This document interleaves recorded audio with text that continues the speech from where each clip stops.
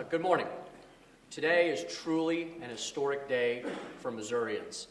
Today, in a bipartisan consensus fashion, we fulfilled one of our major promises to the Missourians who sent us here today, and that was to provide the first tax reform, tax relief measure that this state has seen in nearly 100 years. And today, we lived up to the promise to Missourians to provide hardworking Missourians some of their money back so that they can grow their families, their farms, and their small businesses. Today, we worked together cooperatively to complete a process that was 2 years in the making, to make sure we got this right, to make sure this was done in proper fashion, to make sure that this would be the most effective bill, the most effective now law, to say to the nation that Missouri is truly open for business. We've seen so many of our bordering states leading the way with bold governors and legislatures who have done reforms in key areas such as tax policy. And today, with the help of the Senate, the House, Republicans, a brave Democrat, we have carried this bill across the finish line. I truly believe this will bring more growth, more opportunity, more prosperity for more Missourians. I want to thank the chief sponsors of the bill, Senator Will Kraus, who's here with us this morning, Representative Andrew Koenig. Also, there's so many other representatives who have worked on this. Last year, Representative T.J. Berry. Others have lent their hands to this year. I cannot stress enough how much of a cooperative effort this was from start to finish. And the reason we did it is because Missourians said in the elections of 2012 that they wanted representatives and senators to work together with them to allow the free market to function in Missouri, to allow limited government to give more power to the people, so that Missouri's workers and small business owners would be able to retain, to take back some of their hard-earned wages so that they could reinvest in their businesses, in their family farms, in their communities. This is a smart bill.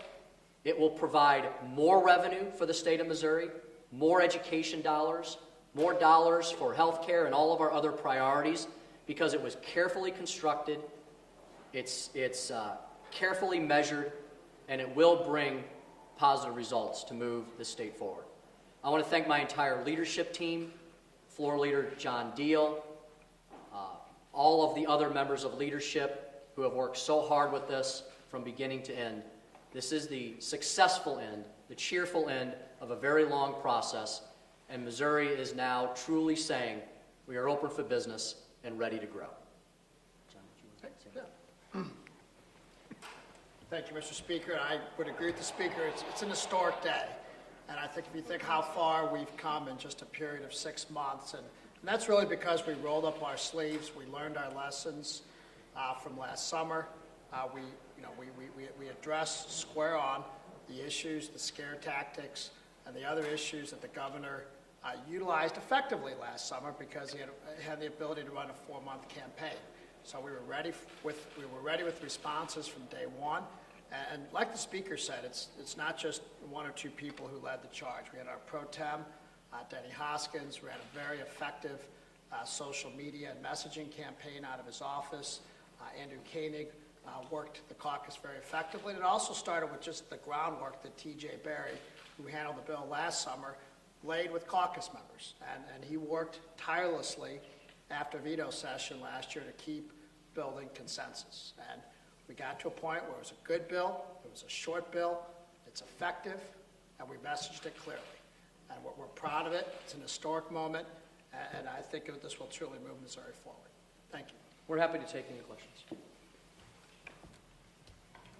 Is it fair to call it bipartisan if only one Democrat voted for it and he basically escorted it in and he wasn't there before the vote? Is it fair to call it that? Absolutely, because if you look at the substantive nature of the bill, the first round approval of the bill, which sent it to the governor's desk, there was a second Democrat who voted yes, and that was Representative Jeff Rorta. I don't know what changed the representative's mind within a couple of weeks and why he felt that this was a good bill for tax relief for all Missourians a few weeks ago, but not now. But Representative Rorta sent a very clear signal a couple weeks ago that as an important Democrat in this House, that he saw tax relief as bipartisan, as a consensus issue.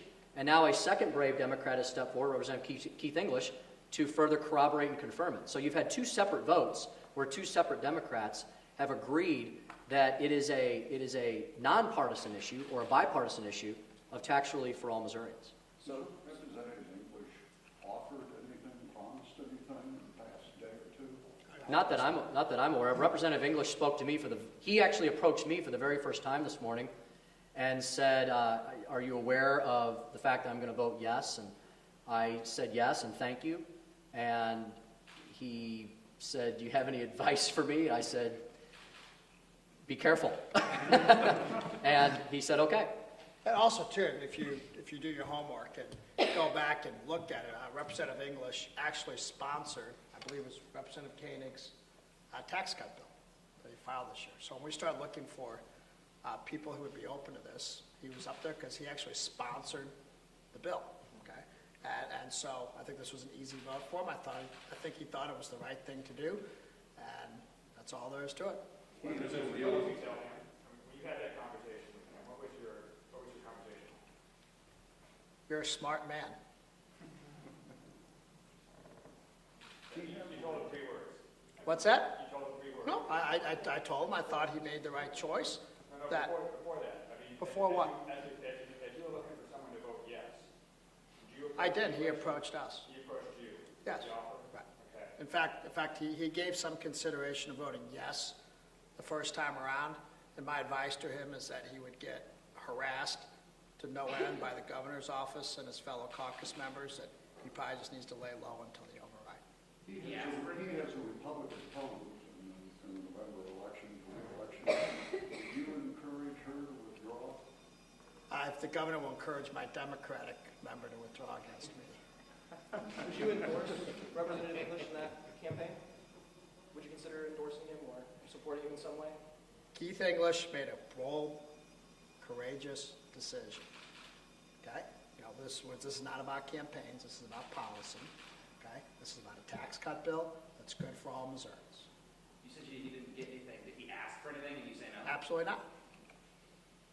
Mr. Diehl, is there any thought that next year when you're back addressing what Governor Nixon pointed to as being the flaw in this bill, does that need to be addressed? I don't believe it needs to be addressed. If the governor wants to reach out to make suggestions, specific, constructive suggestions, and not, as I say, play whack-a-mole like he's done for a couple of years on tax stuff, I think we'd be open to that, but I don't think there's an issue with the bill. You don't think there's any practice out of place or anything No. like that, as he indicated? I think we're fine.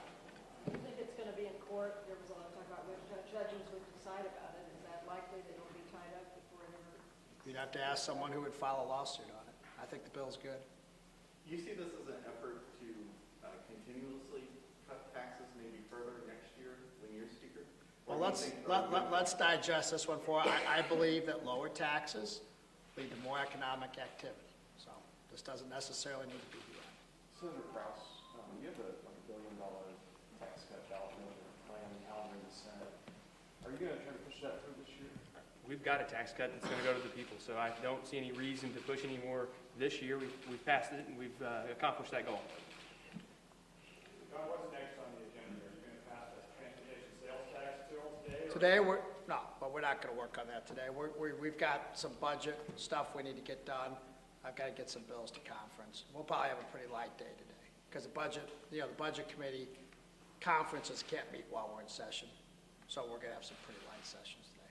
Do you think this vote today will complicate passage of the transportation sales tax? Might you lose some? I haven't even begun to consider that yet. So. Down the stretch, so much was made of the fact that Governor Nixon had supported a $1 billion+ tax break for a large corporation, and it was time that the little guy, the little employer in this state, participated in that kind of relief. The caveat, of course, there being that if Ford doesn't create the jobs, Ford doesn't get the money. What assurance do taxpayers and voters here have that the money you've given back is going to be used in the way that you say it will be used?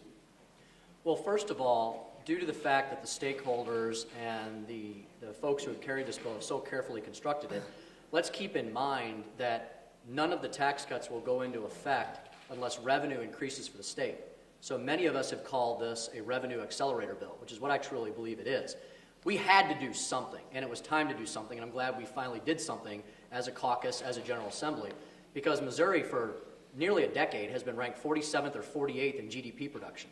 This governor has been in control as the chief executive officer of this state for 6 legislative cycles now. He has not had a single articulable economic development plan other than to continue to dole out tax credits here and there without any real solid strategy. So we took a global approach this year and passed tax relief for all Missouri taxpayers, small businesses being the backbone of our economy, the ones that provide the most jobs and pay the most wages. So let's remember that there's not going to be a tax cut unless there's additional revenue. And that revenue, I think, will be appropriately appropriated, just like we've been appropriating it appropriately for the last 10 years that this General Assembly has been, that this majority governing party has been in power. What have we done with that? We've continually increased money for education every single year except during the worst years where we held the funding harmless. So we've always put more money in education when it's available. We've increased funding for mental health. We're going to rebuild Fulton Mental Health Hospital. You know, I see this as a positive all the way around.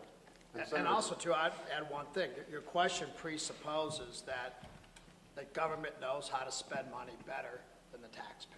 I think we as a caucus believe that every single time the taxpayers and business owners can spend money better and more efficiently than the government.